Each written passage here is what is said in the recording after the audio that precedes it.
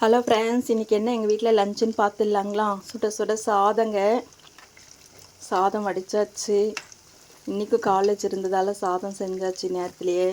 Tiffin பார்த்திங்கன்னா ரவா இட்லி செஞ்சுருக்கேங்க. ரொம்ப நாள் ஆச்சு. சரி, ரவா இட்லி செய்யலாம் அப்படின்னு செஞ்சுருக்கேன். அப்புறம் குழம்பு பார்த்திங்கன்னா முட்டைக்கோஸ் கடலைப்பருப்பு போட்டு கூட்டு மாதிரி வச்சுருக்கேன். சரி, ரவா இட்லிக்கு தனியாக கொஞ்சம் தேங்காய் சட்னி அரைச்சிருக்கேன். சாப்பாட்டுக்கு வச்சுக்கலாம் அப்படின்னு சொல்லிட்டு இது பண்ணியிருக்கேன். சூப்பரான பாசிப்பருப்பு போட்டு முட்டைக்கோஸ் போட்டு கூட்டு வச்சாச்சு, சாதம் செஞ்சாச்சு, ரவா இட்லி செஞ்சாச்சு, தேங்காய் சட்னி பண்ணியாச்சுங்க. பொரியல் ஒன்றும் பண்ணலை, இனிமேல் தான் பண்ணணும்.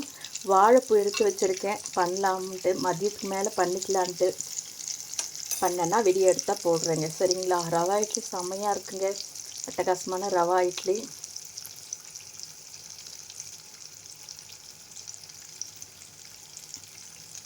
கொஞ்சம் வடகம் வறுக்கலான்ட்டு எடுத்து வச்சுருக்கேன். வாழைப்பூ பொரியல் பண்ணிவிட்டு வடகம் செஞ்சுக்கலாம். இந்த வடகம் வீடியோ எடுத்திருக்கேன், நான் பின்னாடி போடுறேன், வரும் இப்போது. அவ்வளோதாங்க இன்றைக்கி எங்கள் வீட்டில்.